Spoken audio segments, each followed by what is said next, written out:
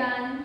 Children, today in our class we are going to learn direct and indirect objects. Okay, direct and indirect objects. So all sentences have a subject and a verb. Some sentences may also have an object after the main verb. So an object is a predicate in the sentence. It receives the action done by the subject, right? So there are two types of object within a sentence. They are a direct object and an indirect object. Okay, a direct object and an indirect object. A direct object is a noun or noun phrase or pronoun that receives the action of a verb. Okay, children? A direct object is a noun or noun phrase or pronoun that receives the action of a verb. So, the direct object answers the question like what or who or whom. Okay, direct object answers the question for what, who, whom. Okay, for example,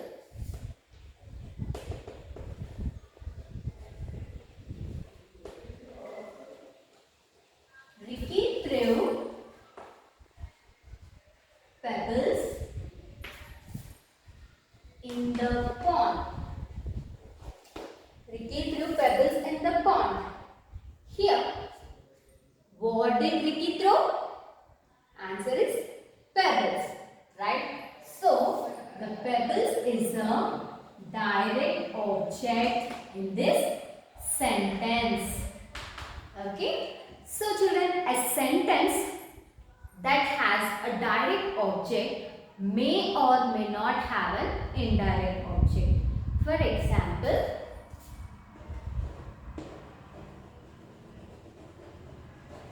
I received the parcel. I received the parcel. What did I receive? Okay, direct object answers the question like what, who, whom, right? So, what did I receive? I received the parcel. So, the answer is parcel. Here in this sentence there is no indirect object and the parcel is direct object. Okay. Now, an indirect object is a noun or noun phrase or pronoun to whom or for whom the action is done. It requires the action through the direct object and not directly. Okay. An indirect object is a noun or noun phrase or pronoun to whom or for whom the action is done.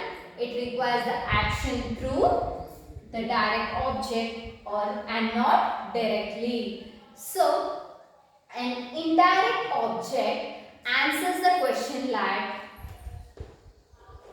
at whom or for whom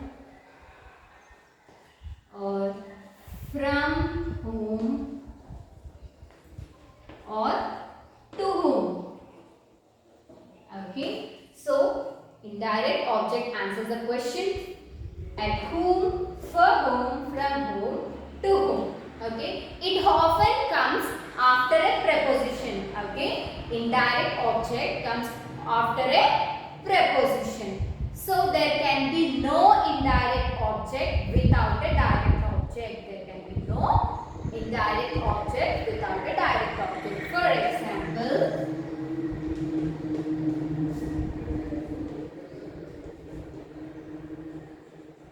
he passed a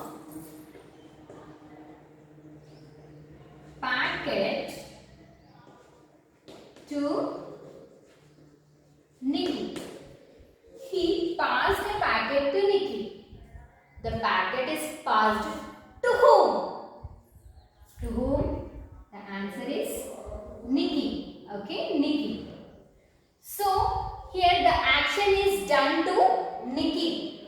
Okay, so that's why Nikki is an indirect object. Okay, Nikki is an indirect object that comes after a preposition to. Okay, to is a preposition. Okay, then an indirect object may come before or after an direct object. Okay, for example, Rama gave the notes to me, or Rama gave me the notes.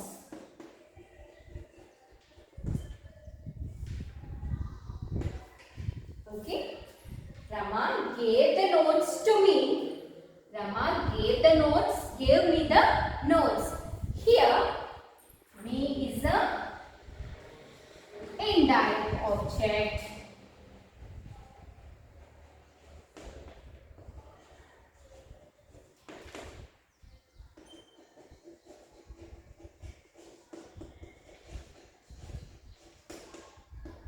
And notes is a direct object.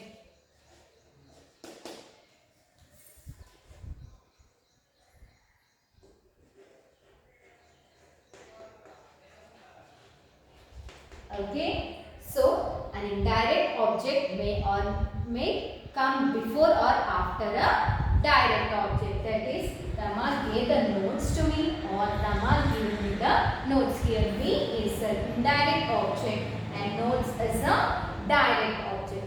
Okay, children, this is our class, direct and indirect objects. Hope you all understood.